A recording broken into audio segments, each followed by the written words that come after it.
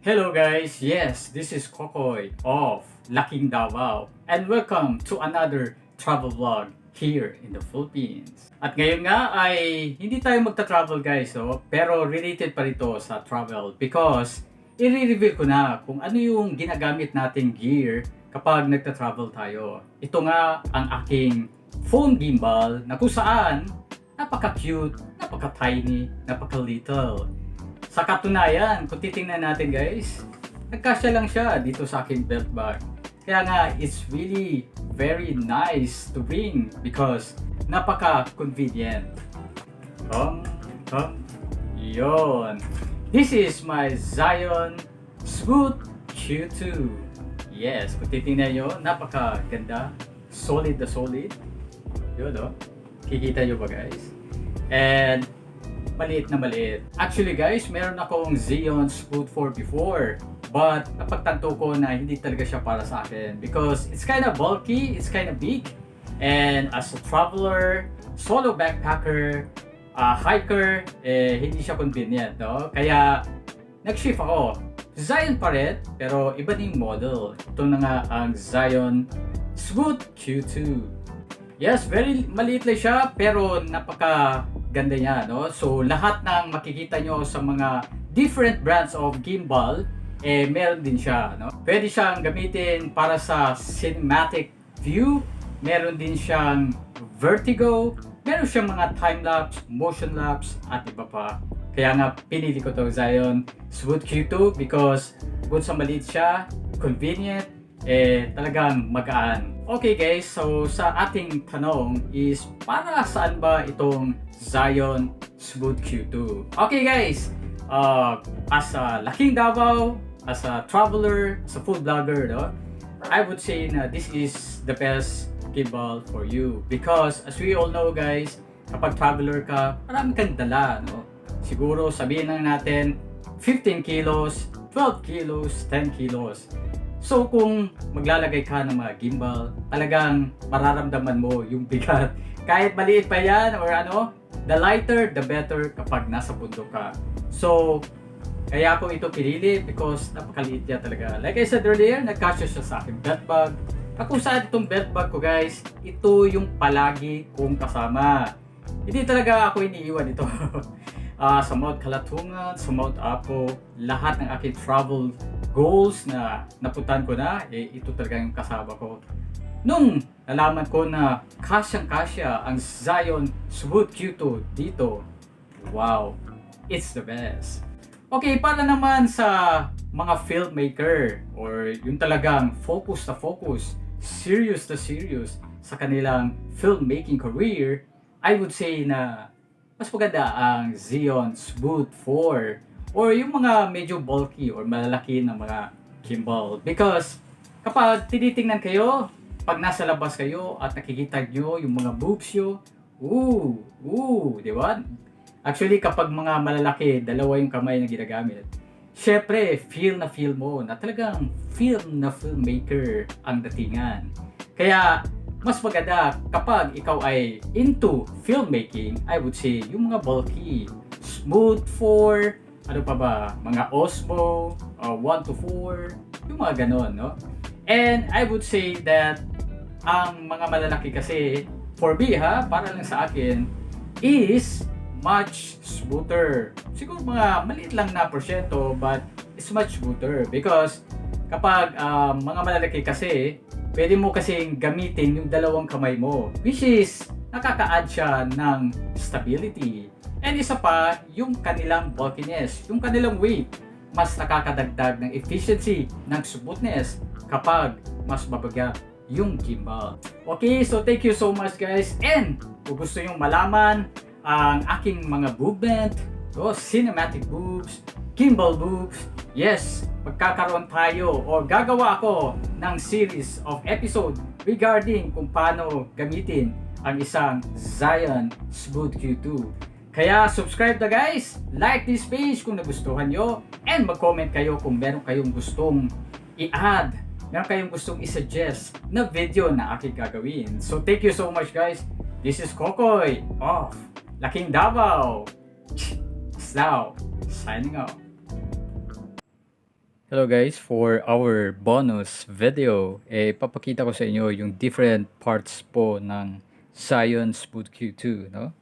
So basically, ito yung kanyang body. Tingnan, kung makikita nyo guys, napaka-solid talaga.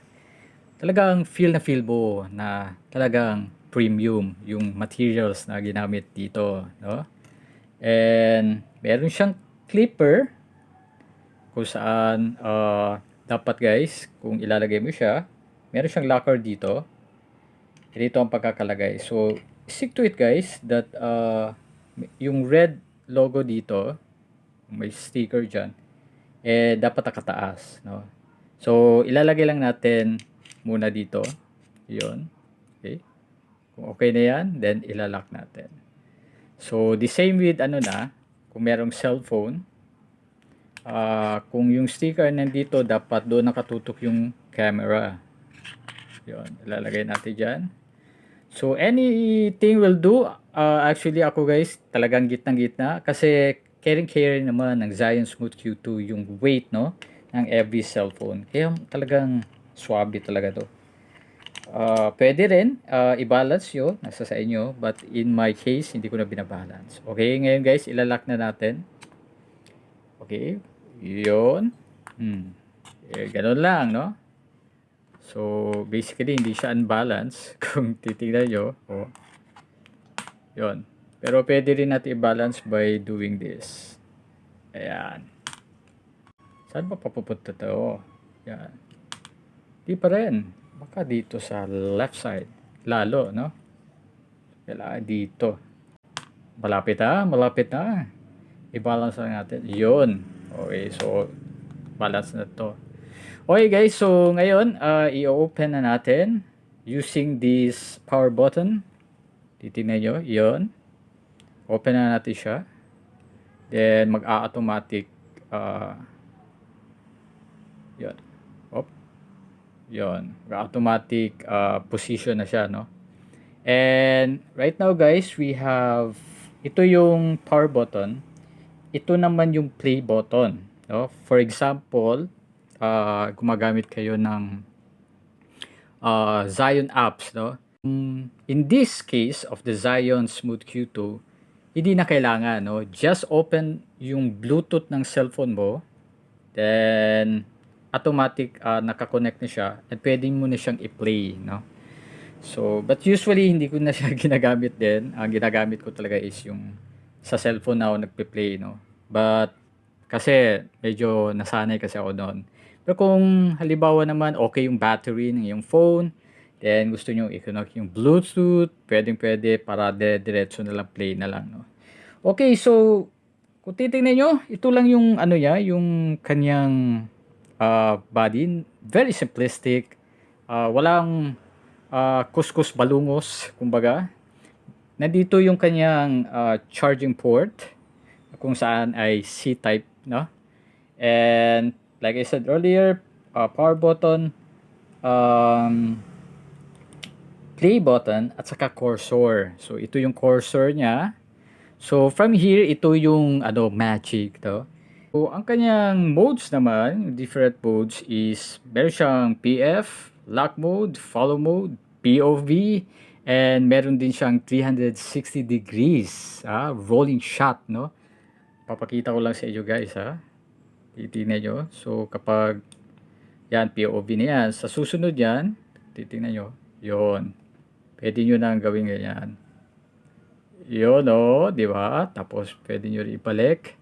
Pero, syempre, i-discuss natin yan later on sa next episode natin, di ba? Para mas mabigay namin yung information ng detalyado, sigurado, at syempre, sakto. Okay guys, so yan yung kanyang yung kanyang modes. So napakasimple lang talaga, no? Hindi siya komplikado. Just in case that gusto niyo lang talaga ng makakuha ng cinematic shot, hindi naman talaga filmmaking ang gusto yo, then this would be the perfect phone gimbal para sa inyo. Okay, papatayin lang natin yan para naman papakita naman natin yung kanilang lalagyan ng battery. So, nandito lang siya guys. Nasa ilalim ng gimbal. Okay. Ang maganda dito guys, kung titingnan nyo, yun no. So, ang advantage ito kapag removable yung battery is you can buy one battery, extra battery, just in case na medyo matagal-tagal yung iyong pagbabiyahe, no? Just for example, mag-hiking, mountain climbing, di ba? Di natin alam, usually mga 4 nights, 3 nights. So, kailangan ng extra box ng battery. Then, yes, Zhiyun Smooth Q2 is your best shot. Okay, so that is our episode for today, guys. So, thank you so much.